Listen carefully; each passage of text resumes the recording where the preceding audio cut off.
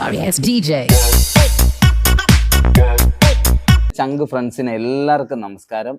ഇത് നമ്മുടെ തായ്ലൻഡിൽ എത്തിയിട്ടുള്ള സെക്കൻഡ് പാർട്ടാണ്.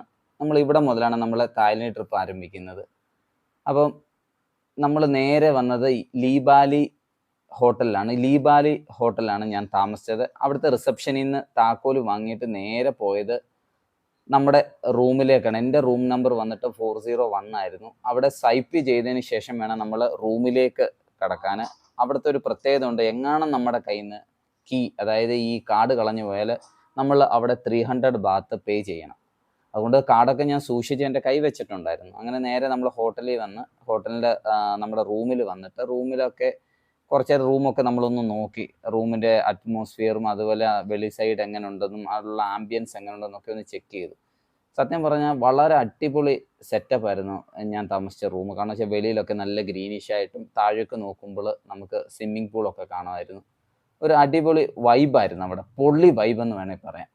അത് കഴിഞ്ഞിട്ട് ഞാൻ അവിടെ നിന്നിട്ട് കുറച്ച് നേരം ഹോട്ടലെല്ലാം ഒന്ന് വീഡിയോയിൽ എൻ്റെ ക്യാമറയിൽ പകർത്താൻ നോക്കി. കാരണം വെച്ചാൽ ഇവിടെ നിന്ന് നോക്കുമ്പോൾ നമുക്ക് കുറേ കാഴ്ചകൾ, എത്രമാത്രം വലിപ്പമുള്ളതാ നമ്മുടെ ഹോട്ടലിൽ നിന്ന് നമുക്ക് കാണാൻ പറ്റും.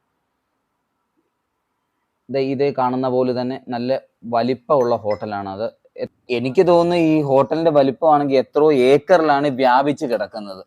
അത്രയും ഒരു സെറ്റപ്പ് ഉള്ള ഹോട്ടലാണ്. ജിം ഉൾപ്പെടെയുള്ള എല്ലാ ഫെസിലിറ്റിയും പറയാൻ പറ്റാത്ത. അത് കഴിഞ്ഞിട്ട് നമ്മൾ നേരെ അവിടെ നിന്ന് ഇറങ്ങി രാവിലത്തെ ഫുഡ് വന്നിട്ട് നമ്മുടെ ഈ ഹോട്ടലിൽ നിന്നാണ് നമുക്ക്. അത് കഴിഞ്ഞിട്ട് നമ്മൾ വീണ്ടും ബസ്സിൽ കയറിയിട്ട് നേരെ ഉച്ചക്കത്തെ ലഞ്ച് കഴിക്കാനാണ് പോയത് കേട്ടോ. അങ്ങനെ നമ്മൾ നേരെ ഉച്ചക്കത്തെ ലഞ്ച് കഴിക്കാൻ വേണ്ടി വന്നു. നമ്മുടെ കൂടെ തന്നെ കുറേ ടീമുകളുണ്ടായിരുന്നു, ട്രിപ്പിനുള്ള കുറേ ആൾക്കാരുണ്ടായിരുന്നു. അവരെല്ലാം അവിടെ നല്ല തിരക്കായിരുന്നു. അപ്പം ഞാൻ മെല്ലനെ കുറച്ച് ശാന്തതയോടെ ഈ ഫുഡിൻ്റെ ഒക്കെ ആദ്യമേ വിവരണം നമ്മൾ പകർത്തണമല്ലോ, അങ്ങനെ എല്ലാം നമ്മൾ എന്തൊക്കെ ഫുഡാണെന്നെല്ലാം ക്യാമറയിൽ പകർത്തിയതിന് ശേഷം അത് കഴിഞ്ഞതിന് ശേഷമാണ് ഞാൻ നേരെ ഫുഡ് കഴിക്കുന്നതിനായിട്ട് ക്യൂവിൽ നിന്ന് വേണം കഴിക്കാൻ. നമ്മൾ അന്നത്തെ ഫുഡെന്ന് പറഞ്ഞാൽ ഉച്ചയ്ക്ക് നമ്മുടെ കേരള വിഭവങ്ങളായിരുന്നു കൂടുതലായിട്ട്. ചോറായാലും മീൻകറി ആയാലും ഫിഷ് ആയാലും എല്ലാം ഉണ്ട്. അത് കഴിഞ്ഞിട്ട് നേരെ ഞങ്ങൾ പോയത് ബുദ്ധ ടെമ്പിൾ കാണാൻ വേണ്ടിയായിരുന്നു കേട്ടോ. ബുദ്ധ ടെമ്പിൾ ആണെന്നെങ്കിൽ ബുദ്ധൻ്റെ ടെമ്പിൾ, അവിടുത്തെ ഒരു ഫേമസ് ടെമ്പിളാണ്, തായ്ലൻഡിലെ ഒരു ഫേമസ് ടെമ്പിളാണ് ബുദ്ധ ടെമ്പിൾ. അവിടാണ് പോയത്. അവിടെ ആണെങ്കിൽ നമ്മൾ അവിടെ നിന്ന് നേരെ നമ്മളെ കൊണ്ടുവന്ന ഈ ബുദ്ധ ടെമ്പിൾ, അവിടെ കയറിയിട്ട് കുറേ പിക്ചറൊക്കെ പകർത്തിയതിന് ശേഷം നല്ല രസം, വളരെ മനോഹരമായ ഒരു സ്ഥലമാണ് ബുദ്ധ ടെമ്പിൾ. ധാരാളം ആൾക്കാർ വന്ന് ഫോട്ടോ എടുക്കുകയൊക്കെ ചെയ്യുന്നുണ്ട്. ഒട്ടുമിക്ക ആൾക്കാർക്കും അറിയാം, ഈ തായ്ലൻഡിൽ പോകുന്നവർ എല്ലാം വിസിറ്റ് ചെയ്യുന്ന മെയിൻ ഒരു പ്ലേസ് ആണ് ഈ ബുദ്ധ ടെമ്പിൾ. അതിൻ്റെ കാഴ്ചകളെല്ലാം ഞാൻ മനോഹരമായ രീതിയിൽ എൻ്റെ ക്യാമറയിൽ പകർത്തിയതിന് നേരെ ശേഷം മുകളിൽ പോയി. മുകളിലും കാണുന്ന കാഴ്ചകളാണ് നിങ്ങളെ ഞാൻ കാണിക്കുന്നത്. ഇതാണ് ഇവിടെ കുറേ ബുദ്ധൻ്റെ കുറേ പ്രതിമകൾ ഇവിടെ വെച്ചിട്ടുണ്ട്. അവിടെ ചിലരൊക്കെ വന്നിട്ട് നമ്മുടെ അവിടെ വലുതായിട്ടൊരു അട്രാക്റ്റ് ചെയ്യുന്ന ഒരു സാധനമാണിത്. ഒരു പരിചയ മാതിരിയുള്ള ഒരു ലോഹ പ്ലേറ്റ്. ഇതിലൊക്കെ ഒട്ടുമിക്ക ആൾക്കാരും വരുമ്പോൾ ചുമ്മാ ഇങ്ങനെ അടിച്ചു നോക്കുന്ന കാണാം. എന്തിനാന്ന് എനിക്ക് മനസ്സിലായിട്ടില്ല. കുറേ ആൾക്കാർ ഇവിടെ ഡൊണേഷൻ വഞ്ചിയൊക്കെ വെച്ചാൽ. പിന്നെ അവിടെ നിന്നിട്ട് നമുക്ക് വെളിയിലോട്ട് ഫുള്ള് ഫോറസ്റ്റ് പോലെയാണ് താഴേക്ക് നോക്കുമ്പോൾ. ആ കാഴ്ചകളാണ് നിങ്ങളെ ഞാൻ കാണിക്കുന്നത്. ഇത് നമ്മുടെ പട്ടായയുടെ ഒരു ചിത്രമാണ്. ഇവിടെ നോക്കുമ്പോൾ കുറേ വലിയ വലിയ ബിൽഡിങ്ങിൻ്റെ അപ്പുറത്ത് തന്നെയാണ് പട്ടായ ബീച്ച് സ്ഥിതി ചെയ്യുന്നത്. വീഡിയോ ഒക്കെ പകർത്തിയതിന് ശേഷം നമുക്ക് പോകാനുള്ള സമയം. ഇവിടെ കുറേ സാധനങ്ങളൊക്കെ ഇവിടുന്ന് വേണേൽ നമുക്ക് വാങ്ങാം, പക്ഷേ ഭയങ്കര വിലയായിരുന്നു, ഇവിടെ നിന്നൊന്നും വാങ്ങില്ല. അടുത്ത നമ്മൾ പോകുന്നത് ഇവിടെ നേരെ നമ്മൾ കൊളോസിയം ഷോ എന്ന് പറയുന്ന ഒരു ഇതാണ്. ഇവിടുത്തെ ഒരു നമ്മൾ ഈ ഡാൻസ് എന്നൊക്കെ പറയുന്ന പോലെ ഒരു പ്രത്യേകതരം dance show, Colosseum show Pattaya എന്ന് പറഞ്ഞിട്ടാണ് അവിടെ കാണുന്നത്. അപ്പം നേരെ നമ്മൾ പോയി കൊളോസിയം ഷോ കാണാൻ വേണ്ടിയാണ്. അപ്പം അവിടെ നിന്നും കുറച്ച് നേരം ഇതേപോലെ കുറേ ഫോട്ടോ വീഡിയോ ഒക്കെ പകർത്തിയതിന് ശേഷം നേരെ ഷോ തുടങ്ങുന്നതിന് ഏതാണ്ട് 1 മണിക്കൂർ 1.5 മണിക്കൂർ ആവും. നമ്മൾ ചെന്നതിന് കുറേ നേരം അവിടെ വെയിറ്റ് ചെയ്യേണ്ടി വന്നു. ധാരാളം ആൾക്കാർ വരുന്നുണ്ട് ഈ കൊളോസിയം ഷോ കാണുന്നതിന് വേണ്ടി. വളരെ മനോഹരമായിട്ടുള്ള ഒരു ഷോസാണ് ഈ കൊളോസിയം ഷോസ് എന്ന് പറയുന്നത്. ഇതിൻ്റെ ഫ്രണ്ടിൽ നിന്നിട്ട് കുറേ പെണ്ണുങ്ങൾ, നമ്മൾ പോകുമ്പോൾ തന്നെ അർദ്ധനഗ്നയായിട്ടുള്ള കുറേ സ്ത്രീകളെന്ന് പറയാൻ പറ്റത്തില്ല, അവർ ട്രാൻസ്ജെൻഡേഴ്സ് ആണെന്ന് തോന്നുന്നു.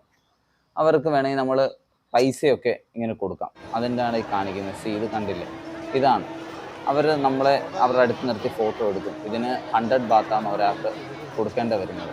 ധാരാളം ആൾക്കാർ അവരുടെ അടുത്ത് നിന്ന് ഫോട്ടോ എടുക്കുന്നതിന് വേണ്ടി തിക്കും തിരക്കും ഒക്കെ കൂട്ടുന്നുണ്ട്. അതൊക്കെ ഞാൻ എൻ്റെ ക്യാമറയിൽ ഒരു സൈഡിൽ മാറി ഒതുങ്ങി നിന്ന് പകർത്തിക്കൊണ്ടിരുന്നു. അവർ ധാരാളം ആൾക്കാരെ ഇങ്ങനെ കൈ കാട്ടി വിളിക്കുന്നുണ്ട്. ഇവരെ യഥാർത്ഥത്തിൽ എല്ലാവരും ലേഡീസ് അല്ല കേട്ടോ. ഇവിടെ കൂടുതലും ആൾക്കാർ ട്രാൻസ്ജെൻഡേഴ്സാണ്. അവിടെ പട്ടായയിൽ ഞാൻ കണ്ടതിൽ കൂടുതലും ആൾക്കാർ ട്രാൻസ്ജെൻഡേഴ്സാണ്. അത് കഴിഞ്ഞിട്ട് നേരെ അവിടുന്ന് നമ്മൾ പോയത് കൊളോസിയം ഷോ തുടങ്ങുന്ന സമയമായി. നല്ല ക്ലൈമറ്റാണ് അന്ന്. താഴേക്ക് നോക്കുമ്പോഴൊക്കെ ഏതാണ്ട് സന്ധ്യ ആവാറായി. അപ്പോൾ കുറച്ച് നേരം അവിടെ നിന്ന് കുറേ വീഡിയോ ഒക്കെ പകർത്തിയതിന് ശേഷം എന്തായാലും ഷോയ്ക്കുള്ള ടൈമായെന്ന് എൻ്റെ ഫ്രണ്ട് വിളിച്ചു പറഞ്ഞു. അപ്പോൾ എന്തായാലും ഇനിയിപ്പോൾ ഷോ കാണാനുള്ള തിരക്കായി. അങ്ങനെ ഷോ തുടങ്ങി. ഇതാണ് അവിടെ കയറി ആ സ്റ്റേജിൽ നമ്മൾ ഗാലറിയിൽ ഇരുന്ന്, സ്റ്റേജിലാണെങ്കിൽ ഇതേപോലെ ഒരു ചെറിയ ഒരു ഡിസ്പ്ലേ പോലെ അതിനെ കാണിക്കും. ഇതാണ് അവിടുത്തെ ഷോസ്. ഇനി കുറച്ച് നേരം നമുക്കിത് കാണാം.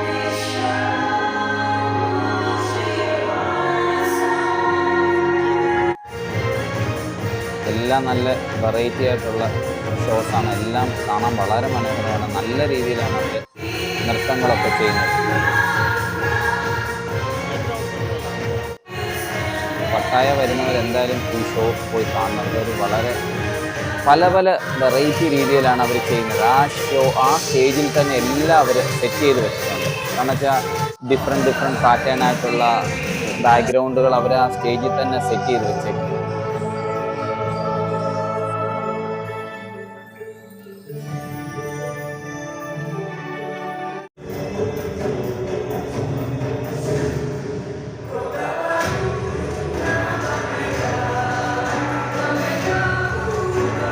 ഷോ ഒക്കെ കഴിഞ്ഞ് നേരെ പോയത് നമ്മൾ ഡിന്നർ കഴിക്കാൻ വേണ്ടിയാണ്. അപ്പം നമ്മുടെ ബസ് കുറച്ച് മാറ്റിയാണ് പാർക്ക് ചെയ്തത്. എന്നിട്ട് വേണം നമ്മുടെ ഡിന്നർ കഴിക്കാൻ വേണ്ടി ഇന്ത്യൻ റെസ്റ്റോറൻറ്റ് പോയത്. അപ്പോൾ അവിടെ നിന്ന് ഏതാണ്ട് ഒരു 5 മിനിറ്റ് നടക്കേണ്ട ദൂരം കാണും. അങ്ങോട്ട് നടന്ന് വേണം നമ്മൾ ഫുഡ് കഴിക്കാൻ പാന്. നമ്മുടെ ഹോട്ടൽ എത്താറായി. ഹോട്ടലിനെ നമുക്ക് റൈറ്റ് സൈഡിൽ കാണാൻ പറ്റും. നമ്മുടെ ഹോട്ടലിൻ്റെ പേര് വന്നിട്ട് സ്പൈസസ് എന്നാണ് നമ്മുടെ ഹോട്ടലിൻ്റെ പേര്. ഇവിടെ നിന്നാണ് നമുക്ക് രാത്രിയിലത്തെ ഡിന്നർ കഴിക്കേണ്ടത്. ഡിന്നർ കഴിച്ചിട്ട് വേണം നമുക്ക് ഹോട്ടലിൽ പോകാൻ. അതുകൊണ്ട് എല്ലാവരും ഹോട്ടലിൽ പോയിട്ട് രാത്രി പട്ടായയിലെ കാഴ്ചകൾ കാണാൻ വേണ്ടി എല്ലാവർക്കും നല്ല തിരക്കായിരുന്നു. കാരണം വെച്ചാൽ എപ്പോഴും പട്ടായയിലെ തിരക്കെന്ന് പറഞ്ഞാൽ നൈറ്റ് ലൈഫാണ് പട്ടായയിൽ കൂടുതലും. അപ്പം ഇവിടെയും അതേപോലെ തന്നെ നമ്മൾ കൂടുതലും മലയാളികളാണ്. ആ ടൂറിലുള്ള ആൾക്കാർ കൂടുതലും മലയാളികളായതുകൊണ്ട് കൂടുതലും കേരള വിഭവങ്ങളും അതേപോലെ കുറച്ച് നോർത്ത് ഇന്ത്യൻസും ഉണ്ടായിരുന്നു. അപ്പോൾ ആ തരത്തിലുള്ള ഫുഡുകളൊക്കെ ആയിരുന്നു ഇവിടെയും കൂടുതലും. എന്താണെന്ന് വെച്ചാൽ രാത്രി ഡിന്നറിന് ഒരുക്കിയിരുന്നത് ചപ്പാത്തിയും ചിക്കൻ കറിയും അങ്ങനെയുള്ള കുറച്ച് ഐറ്റംസാണ്. കുറച്ച് ഇതാണ് പട്ടായയിലെ ടാക്സി. പോയത് വന്നിട്ട് പിന്നെ തായ്ലൻഡിലെ നൈറ്റ് ലൈഫ് ആസ്വദിക്കാൻ വേണ്ടിയാണ്. അവിടെ നമ്മൾ ആദ്യമേ അവരൊരു വണ്ടി വരും. ഇവിടുത്തെ നമ്മുടെ പിക്കപ്പ് മാതിരിയുള്ള ഒരു വണ്ടിയാണ്. ഇതിൻ്റെ ആയിട്ടാണ് നമ്മൾ പോകേണ്ടത്. ഇവിടെ നമ്മൾ ബാർഗെയിൻ ചെയ്ത് വേണം പാന്. അവരാണെങ്കിൽ വലിയ പൈസയൊക്കെ ചോദിക്കും. ചിലപ്പോൾ 300-400 ബാത്തൊക്കെ ചോദിക്കും. നമ്മളൊരു 100 രൂപ ഒക്കെ പറഞ്ഞ് സമ്മതിപ്പിച്ച് ഞങ്ങൾ ഫ്രണ്ട്സ് ഒരു 10-12 പേരുണ്ട്. എല്ലാവരോടാണ് ഞങ്ങൾ പട്ടായയുടെ നൈറ്റ് ലൈഫ് ആസ്വദിക്കുന്നതിന് വേണ്ടി ഇറങ്ങിയത്. എല്ലാം നല്ല വൈബുള്ള ആൾക്കാരായിരുന്നു എൻ്റെ കൂടെ വന്നത്. അങ്ങനെ ഞങ്ങൾ അവിടുന്ന് ഏതാണ്ട് ഒരു 15 മിനിറ്റത്തെ യാത്രയുള്ളൂ. നേരെ നമുക്ക് വാക്കിംഗ് സ്ട്രീറ്റ് എന്ന് പറഞ്ഞ ഒരു സ്ഥലമുണ്ട്. അവിടെയാണ് പോകേണ്ടത്. ഇതാണ് ഇവിടെ മൊത്തം ബീച്ചിൻ്റെ സൈഡിലാണ് വന്നത് നമ്മൾ. ഇവിടെ കൂടുതലും സൈഡിലാണ് അതിസുന്ദരിമതികളായ സ്ത്രീകൾ അവരെ കസ്റ്റമറിനെ വെയിറ്റ് ചെയ്ത് നിൽക്കുന്നത്. ഇവര് കൂടുതലും വിദേശികളാണ്. ഇവിടെ വന്നിട്ട് അവരുടെ ആവശ്യത്തിന് ഇവരെ ബാർഗെയിൻ ചെയ്ത് വിളിച്ചുകൊണ്ട് പോകുന്നത്. അങ്ങനെ ഒരു കാഴ്ചയാണ് ഞാൻ ഈ കാണിക്കുന്നത്. എനിക്ക് അവരുടെ അടുത്ത് പോയിട്ട് ക്യാമറ എടുക്കുന്നത് ശരിയല്ലാത്തതുകൊണ്ട് ഞാൻ കൂടുതലായിട്ടും അവരുടെ അടുത്ത് പോയി ക്യാമറയിൽ ഇതൊന്നും പകർത്തുന്നില്ല. നമ്മളത് ചെയ്യുന്നത് ശരിയല്ല എന്ന് എനിക്ക് തോന്നി. അതിൻ്റെ കാരണം കൊണ്ട് ഞാൻ ക്യാമറയിൽ ഇങ്ങനെയുള്ള ദൃശ്യങ്ങളൊന്നും കൂടുതലായിട്ട് പകർത്താൻ നിന്നില്ല. അതുകൊണ്ട് എന്നെ കൊണ്ട് പറ്റാവുന്ന കാഴ്ചയൊക്കെ നമ്മൾ കേട്ടറിവേ ഉള്ളൂ. അതെല്ലാം ഒന്ന് കാണുന്നതിന് വേണ്ടി ഇറങ്ങിയതാണ്. അപ്പം എന്തായാലും റോഡൊക്കെ ആണെങ്കിൽ നല്ല തിരക്കാണ്. നമ്മൾ ആ റോഡ് സൈഡിലുള്ള കാഴ്ചകളെല്ലാം കണ്ട് നമ്മൾ നേരെ മുന്നോട്ട് പോയിക്കൊണ്ടേയിരുന്നു. എനിക്കെല്ലാം ദൃശ്യങ്ങൾ എൻ്റെ ക്യാമറയിൽ പകർത്താനുള്ള ഒരു ഉത്സാഹമായിരുന്നു എനിക്ക്. അതുകൊണ്ട് ഞാൻ കൂടുതലായിട്ടും സൈഡുകളിലൊന്നും ശ്രദ്ധിക്കാതാണ് മുന്നോട്ട് നടന്നുകൊണ്ടിരിക്കുന്നത്. കാരണം വെച്ചാൽ ആ വാക്കിംഗ് സ്ട്രീറ്റിലെല്ലാം കുറേ ആൾക്കാർ ഇങ്ങനെ നമ്മളെ നേരെ നമ്മൾ എല്ലാം ക്യാമറയിൽ പകർത്തി ഞാൻ മുന്നോട്ട് പോയിട്ടേ ഇല്ല. കാരണം പോകുന്ന വഴിക്കൊക്കെ എപ്പോഴും ഒരു വൈബ് മൂഡാണ് പട്ടായയിലെ നൈറ്റ് ലൈഫ് എന്ന് പറയുന്നത്. നമുക്ക് രാവിലെ ആയിക്കഴിഞ്ഞാൽ നമുക്ക് മനസ്സിലാക്കാം, നമ്മൾ പിറ്റേ ദിവസം രാവിലെ ആ സ്ഥലത്ത് പോയാൽ നമ്മൾ വിചാരിക്കും നമ്മൾ ഇന്നലെ ഈ സ്ഥലത്താണോ വന്നതെന്ന് നമ്മൾ ചിന്തിച്ചു പോകും. കാരണം വെച്ചാൽ രാവിലെ ആയിക്കഴിഞ്ഞാൽ ഇവിടുന്ന് ഒരാൾ പോലും കാണും. നമ്മുടെ നാട്ടിൽ പണ്ട് പറയുന്ന പോലെ കൊയ്ത്ത് കഴിഞ്ഞ പുഞ്ചപ്പാടം പോലെ ആയിരിക്കും. ഒരു മനുഷ്യരെ നമുക്ക് രാവിലത്തെ ലൈഫിൽ കാണാൻ പറ്റത്തില്ല. ഇവിടെ എല്ലാ ആൾക്കാർക്കും നൈറ്റ് ലൈഫാണുള്ളത്. അങ്ങനെ നമ്മൾ പട്ടായയുടെ ആ തെരുവീതികളിലൂടെ ഇങ്ങനെ നടന്ന കാഴ്ചകൾ കണ്ടു പോവുകയാണ്. ഇതിനാ വാക്കിംഗ് സ്ട്രീറ്റ് എന്നാണ് ഇത് പറയുന്നത്. ഇവിടെ ധാരാളം നമ്മുടെ നാട്ടിലോട്ടുമല്ല, അവിടെ എല്ലാം പോലീസുകാരും എല്ലാ ഇതും ഉണ്ട്. പക്ഷേ എങ്കിൽ പോലും നമ്മുടെ നാട്ടിലെ പോലുള്ള വേറൊരു സെറ്റപ്പ്. അവിടെ എല്ലാം അലൗഡാണ്. അവിടെ അലൗഡ് ആയതുകൊണ്ട് ഒരു പ്രശ്നമില്ല. രണ്ട് സൈഡിലും ഇങ്ങനെ ലേഡീസ് നിൽക്കുകയാണ്. അവരാണ് നമ്മളിങ്ങനെ വിളിക്കും, പോകുന്ന വഴിക്ക് നമ്മളെ അവർ വിളിക്കും. അപ്പോൾ നമ്മളതൊന്നും മൈൻഡ് ചെയ്യരുത്. മൈൻഡ് ചെയ്ത് എൻ്റെ കൂടെ വന്നവരെല്ലാം ഒന്നും മൈൻഡ് ചെയ്യാതെ അവർ പെട്ടെന്ന് പോയിക്കൊണ്ടേയിരിക്കും. കാരണം വെച്ചാൽ അവിടെ നിന്ന് കഴിഞ്ഞാൽ പ്രശ്നമാണെന്നുള്ള രീതിയിൽ എല്ലാവരും. എൻ്റെ ശ്രദ്ധ മൊത്തം ഈ കാഴ്ചകളൊക്കെ ക്യാമറയിൽ പകർത്തണമെന്നുള്ളൊരു ശ്രദ്ധയായിരുന്നു എൻ്റെ. പിന്നെ എനിക്കൊരു പേടിയുണ്ട്, ചിലയിടത്തൊന്നും ഇവർക്ക് നമ്മൾ ക്യാമറയിൽ ഇവർ വീഡിയോ എടുക്കുന്നത് ഇവർക്ക് ചിലപ്പോൾ ഇഷ്ടപ്പെടത്തില്ല. കാരണം വെച്ചാൽ ഇത് ഇച്ചിരി പ്രശ്നമുള്ള ഏരിയ. കാരണം നമ്മൾ വീഡിയോ എടുത്താൽ ചിലപ്പോൾ അവരെന്തെങ്കിലും ചെയ്താലോ എന്നൊരു പേടിയുണ്ട്. അതുകൊണ്ട് ഞാൻ എൻ്റെ കയ്യിൽ എൻ്റെ ബാഗൊക്കെ തൂക്കിയിട്ടുണ്ട് ക്യാമറയുടെ. അപ്പം അവരൊക്കെ മനസ്സിലാവാത്ത രീതിയിലൊക്കെയാണ് ഞാൻ വീഡിയോ എടുത്തുകൊണ്ടിരുന്നത്. ഇവിടുത്തെ ഒരു ലൈഫ് എന്ന് പറഞ്ഞാൽ നൈറ്റ് ലൈഫ് മാത്രമാണ്. പട്ടായയിലെ നൈറ്റ് ലൈഫാണ് ഞാൻ ഇപ്പോൾ കാണിക്കുന്നത്. സത്യം പറഞ്ഞാൽ ഇത് എത്ര നടന്നാലും തീരത്തില്ല. ഏതാണ്ട് ഒരു സൈഡിൽ നിന്ന് ഒരു സൈഡ് വരെ എത്തണമെങ്കിൽ ഏതാണ്ട് നമുക്ക് ഒരു അരമണിക്കൂറോ 1 മണിക്കൂറെങ്കിലും എടുക്കും. ഒരു സൈഡിൽ നിന്ന് ഒരു സൈഡ് വരെ നടന്നെത്തണമെങ്കിൽ അത്രമാത്രം ദൂരമാണ് ഈ വാക്കിംഗ് സ്ട്രീറ്റ്. ഇവിടെ ധാരാളം കാഴ്ചകളെല്ലാം പകർത്തി നേരെ പോയിക്കൊണ്ടിരുന്നു. കാരണം വെച്ചാൽ ഈ വാക്കിംഗ് സ്ട്രീറ്റിൻ്റെ 2 സൈഡുകളിലും കൂടുതലും മസാജ് പാർലറുകളാണ്. അവർക്ക് ട്രഡീഷണൽ മസാജും എല്ലാ മസാജും ഉണ്ട് അവിടെ മസാജ് പാർലറുകളാണ് കൂടുതലും ഈ വാക്കിംഗ് സ്ട്രീറ്റിൽ. അവരുടെ കസ്റ്റമറിനെ കാണിക്കുന്നതിന് വേണ്ടി കുറേ ബ്രൗഷേഴ്സ്, നമ്മുടെ നാട്ടിലെ ഈ കസ്റ്റമറെ കാണിക്കുന്ന പോലെ എന്തോ ഒരു ബ്രൗഷേഴ്സ് വെച്ചാണ് അവർ വിൽക്കുന്നത്. അതേപോലെ കുറേ ഇന്ത്യൻസിൻ്റെ ബാറുകളുമുണ്ട്. അവിടെയാണെങ്കിൽ കുറേ പഞ്ചാബി നൃത്തങ്ങളൊക്കെ ചെയ്ത് നമ്മളെ ഇങ്ങനെ അവർ വിളിക്കും ബാറിലേക്ക് കയറാം. ബാറിൽ കയറുന്നതൊക്കെ നല്ല കാര്യമാണ്. ഓരോ സ്ഥലത്തും അവർ നമ്മളെ അട്രാക്ട് ചെയ്ത് വിളിക്കുന്നത് എല്ലാം വലിയ എമൗണ്ടുകളാണ്.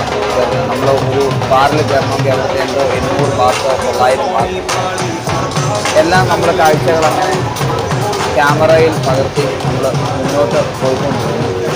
പോകുന്ന വഴിക്ക് തന്നെ നല്ല വിശപ്പുണ്ട്. അപ്പം പോകുന്ന വഴിക്കെല്ലാം നമ്മൾ ഫുഡിൻ്റെ കാര്യം എവിടെ കഴിക്കണം എന്ന് ഇങ്ങനെ 1-2 ആൾക്കാരോട് തിരക്കിയാണ് പോകുന്നത്. കാരണം എന്ന് വെച്ചാൽ ഇത്രയും ദൂരം നടന്നപ്പോഴത്തേന് നമ്മൾ വൈകിട്ട് കഴിച്ച ഡിന്നറെല്ലാം ദഹിച്ചിട്ടുണ്ടായിരുന്നു.